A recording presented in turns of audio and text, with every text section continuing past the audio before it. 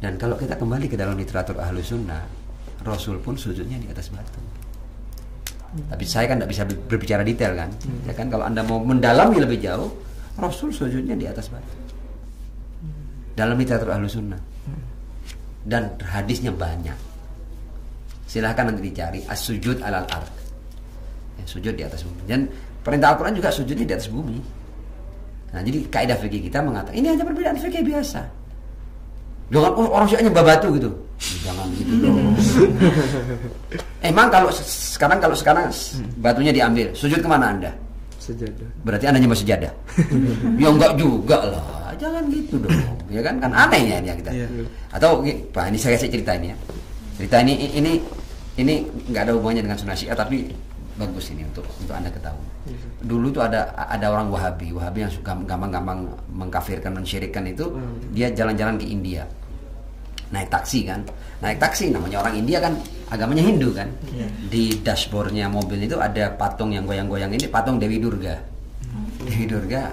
Nah, si Wahabi ini yang sok murni tauhidnya ini, dia mengatakan bahwa kamu ini zaman sudah maju gini, kamu masih nyembah berhala. Loh, katanya sopir taksinya ini, mana berhalanya itu? Patung Dewi Durga yang goyang-goyang. Dia bilang, ya masih lumayan katanya orang Hindu ini. Tuhan saya masih cantik. Ya, sebenarnya Tuhan kamu batu besar hitam, kamu semua berkeliling sujud di hadapannya. Saya tidak pernah sujud di hadapan ini. Saya cuma gini-gini aja. Kamu sujud. Tuhanmu itu batu besar kotak-kotak di Mekah sana.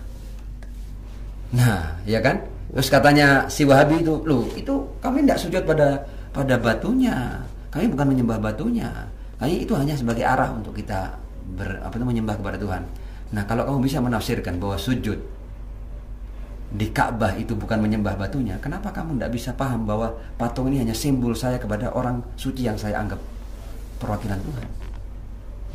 Kalau kamu bisa menafsirkan sujudmu di hadapan batu itu, kalau kita melihatnya ini, kita melihat kamu nyembah batu, tapi kamu katakan bahwa itu hanya arah, kamu tidak pernah menyembahnya.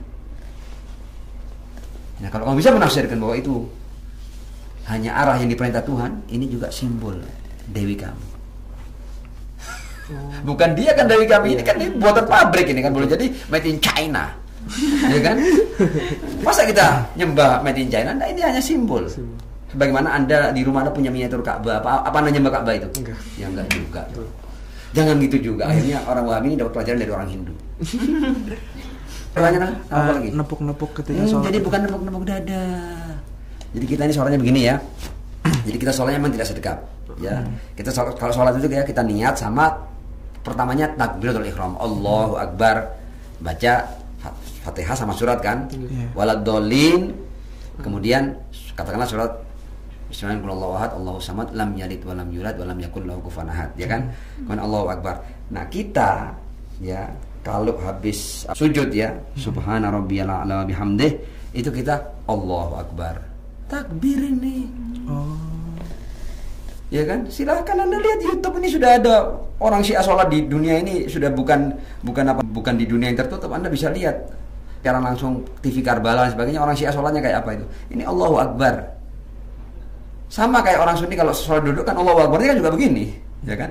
Nah, tapi kita di akhir itu ketika salam ya, Assalamualaikum ayuhan nabiyyu wa rahmatullahi Assalamualaikum warahmatullahi wabarakatuh. Itu kita menutup sholat dengan 3 takbir. Allahu Akbar, Allahu Akbar, Allahu Akbar.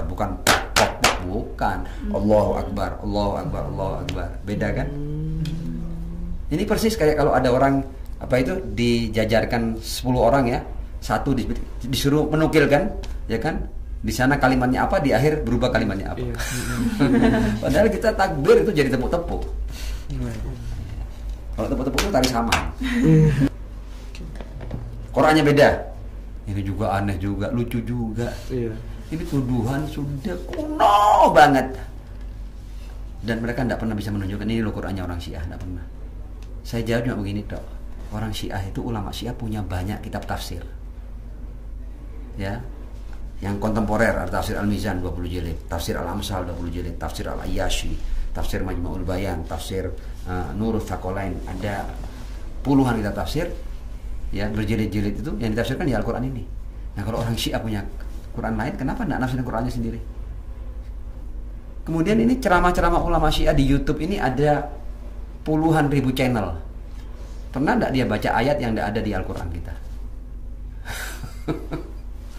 Atau lihat nanti Al-Qurba TV ya, itu penceramahnya semua baca ayat. Adakah ayat yang tidak ada di Al-Quran Anda? Ini tuduhan-tuduhan murahan tapi orang kok percaya. Makan semua.